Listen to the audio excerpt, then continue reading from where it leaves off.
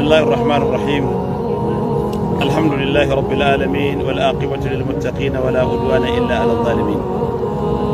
yan uwa waɗanda suke bibiyar mu a ko'ina a duniya a wannan shafi mai albarka, shafin gidan talabijin ɗin Sunna TV, yau wata tabarma ce muka shimfiɗa a nan gabashin masallacin manzon Allah sallallahu alaihi wasallama tare da yan uwa almajirai har ma da manya-manyan malamai.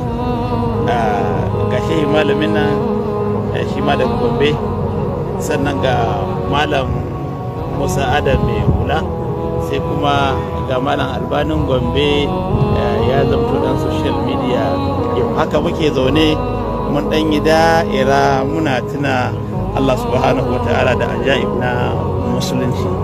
Kwatsam sai Professor Mansur Isa Yalwa Abu Abdulrahim ya ba mu wata kissa mai jan hankali, sai na ce ya kamata mu tsaya mai tarayya da ku don kuma ku wannan kissa, saboda Allah madaukakin sarki ko a cikin alkur'ani idan ya kawo labari yakan karkare da cewa an yi haka ne saboda ku lura, ko cikin wannan abun akwai abin lura.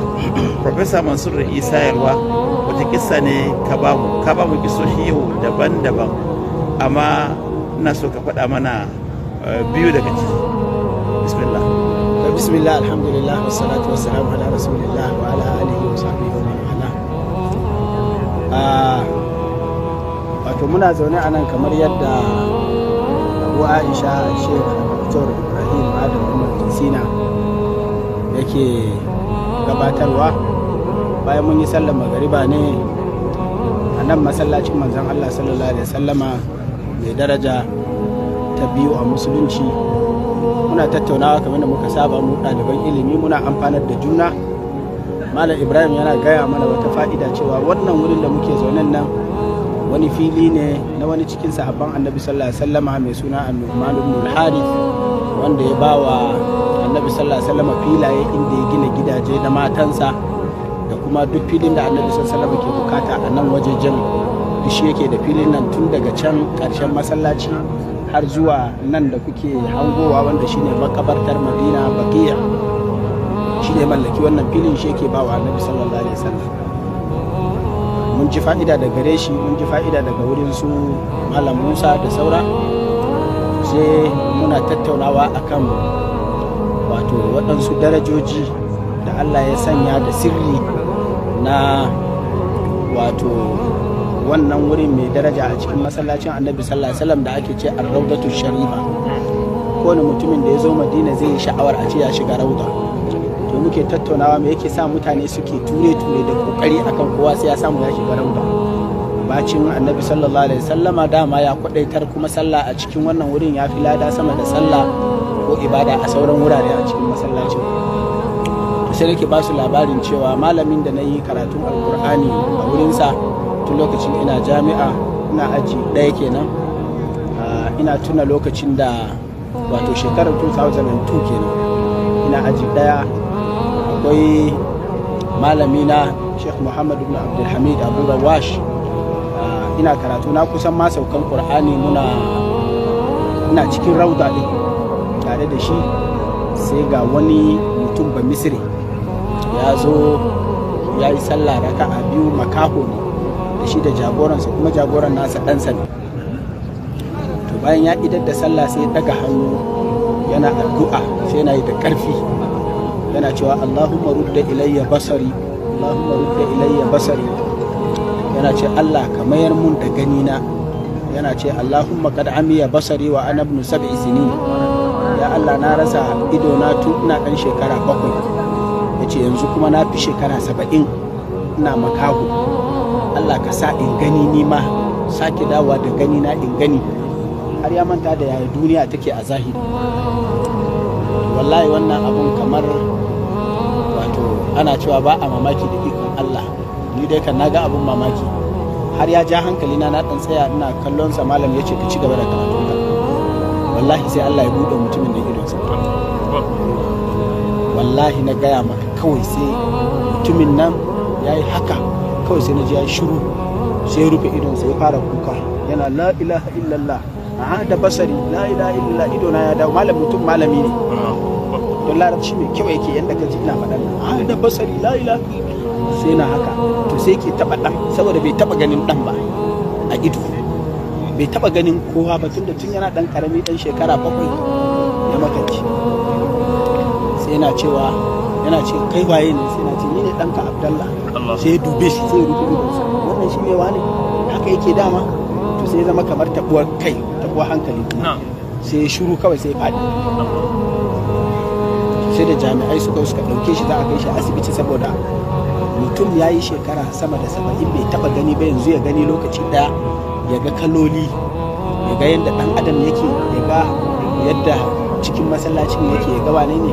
To nan sai tuna mun na ce ashe ba mamaki yana cikin abin da ya sa da aka tambayi Sheikh Abdulaziz ibn Abdullahi bin Baz cewa shi zai yi fatan Allah ya dawo masa da idonsa don shi ma ya makance a irin wannan shekaru. Bayan ya tsufa aka tambaye shi cewa zai yi fata, ya ce shi duk duniya abu ɗaya kaɗai yake so ya gani, inda Allah zai bashi ya gani shine kawai a buɗe masa ya ga ɗakin Ka'aba, amma baya so ya ga komai a duniya sai wannan.